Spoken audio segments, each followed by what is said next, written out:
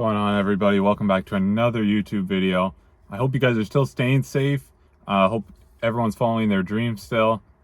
Stick with it. It always gets better, and really be persistent. And obviously things aren't always going to go your way, but do what you can to make them go your way and stick with it, because it will get better.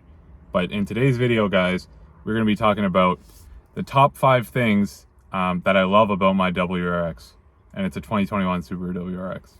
All right, guys, so the first thing we're going to talk about, and the first thing on the list, is going to be the overall space in the Subaru WRX, because it is a 4-door family sedan technically, and compared to, I don't know, like Toyota Camrys and Corollas aren't really in the same, really on the same platform, same engine, same. The WRX is more of a performance-oriented car. But again, it still has, really good space, so it can accommodate still four people, maybe even 5 if you can fit someone in that small middle seat back there. But it does kind of compare to a Camry and a Corolla in that sense, how you can fit, 4 people and still be comfortable. So that's a pretty big plus to have in a performance-oriented car.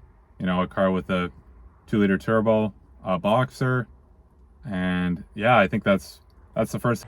Just get an outside look on the legroom here. So my seat is pretty much all the way back, and I am 6'1", 6'2".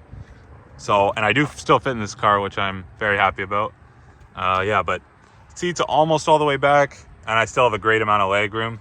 And it's because it's a manual car. I like to can't be too far back because you got to reach the clutch pedal still. But you can see the passenger seat as well.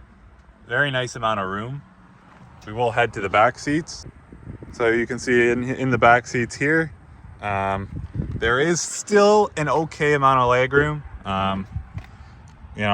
Since my seat is almost all the way back, or is all the way back, I don't think I could fit comfortably in the back seat here. Like, obviously my knees are gonna touch, but it's not horrible.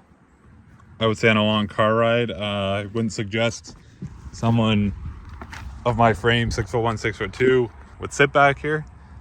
But you can see there, that seat's not all the way back. But there still isn't a decent amount of legroom. And again, we are comparing it to Toyota Camrys and Corollas. And it will fit, decently tall people as well. All right, guys, so number 2 on the list is going to be the comfort of the Subaru WRX and the ride quality.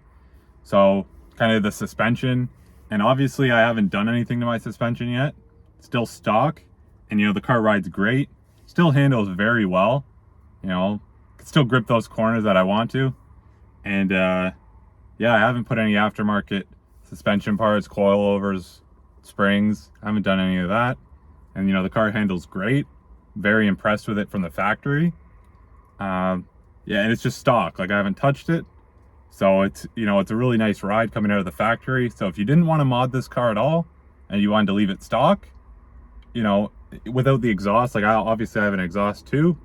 Without the exhaust, it'll pretty much, honestly, I could probably compare it to a Camry again, because the ride quality is very nice. The suspension is probably a little stiffer because, again, it is more oriented toward the performance compared to more of the comfort, like in a Camry or Corolla. But I'm very impressed with how it handles, how it rides. It's not a bumpy ride at all. It's a very nice, soft, comfortable ride. All right, guys, so the third thing I wanted to talk about is the looks and appearance of the Subaru WRX, especially the 2021. And wow, boy, does this car ever look good. That was kind of one of the first things that jumped out at me, is how good this car looks with kind of all the sharp lines. But yeah, the hood scoop, obviously, how can you go wrong? I love how the headlights look. You got your nice round fog light, big so you can see them. Got kind of your almost honeycomb grille in black. And this car just looks so good. And even coming around to the back, it looks even better from back here. They did a very good job, Subaru, and I'm very impressed with how it looks. And that would be the third tip on the list.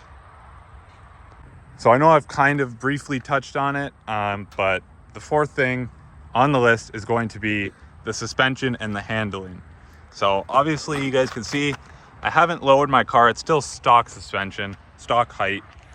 And you know, I'm really happy with how the car rides. I have heard from other WRX owners that have lowered their cars. They still ride fantastic. They're still really good. I would like to lower this car, but as you guys know, I have ordered a brand new 2022 Subaru WRX. And if you haven't seen that video, go watch it.